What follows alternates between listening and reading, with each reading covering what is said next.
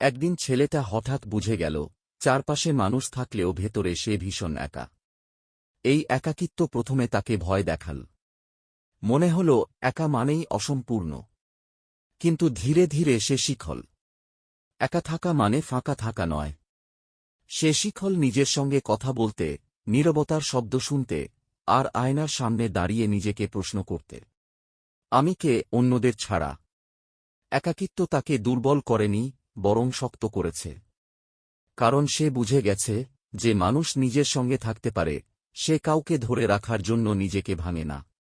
সে আর ভিড় খোঁজে না নিজেকে ভুলে থাকার জন্য, ভালোবাসা খোঁজে, কিন্তু ভিক্ষা করে না। কারণ এখন সে জানে, ভালোবাসা আসা উচিত পূর্ণতা থেকে, শূন্যতা থেকে নয়। একদিন সে বুঝল, একা থাকা কোনো শাস্তি নয়। এটা নিজের সঙ্গে বন্ধুত্ব করার সবচেয়ে সুন্দর সুযোগ। একাকিত্ব তোমাকে ভাঙে না, তুমি নিজেকে চিনতে শুরু করলেই এটা তোমার শক্তি হয়ে ওঠে।